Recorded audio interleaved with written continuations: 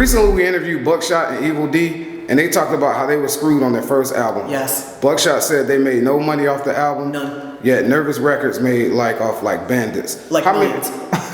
How many artists was this happening to back then? I think with most artists, and certainly more so then than now, because artists weren't as savvy. I mean, now with the internet, artists can go and do the research and they can find out what's fair and acceptable, especially just if they come to my site, they can get a good understanding of what's fair and acceptable. But it's not just me. I mean, there's a lot of industry people out here talking about how not to get jerked. So today, it's less prevalent than it was in the era of Black Moon, you know, where when they were coming up, they had to sign a deal that was less than fair and less than standard.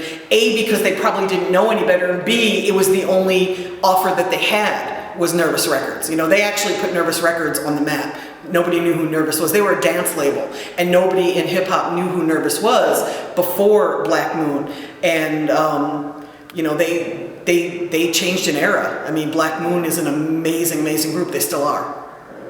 Buckshot also mentioned in the interview that, in his opinion, there isn't one artist spanning from the Delphonics to Wiz Khalifa that hasn't walked through the devil's hallway, you know, the music industry, and not faced a bad deal. Would you agree with him?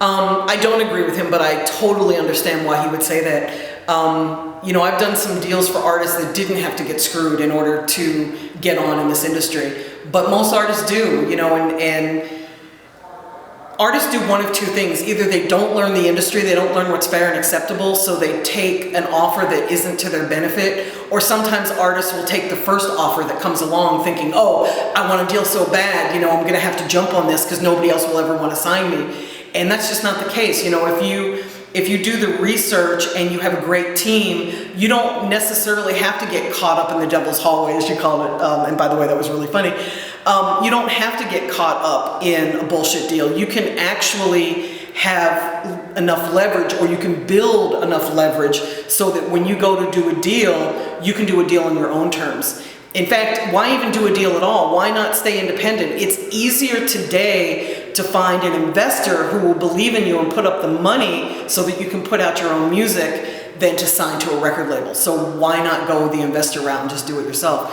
You have full control, you've got complete ownership. Why wouldn't you do that?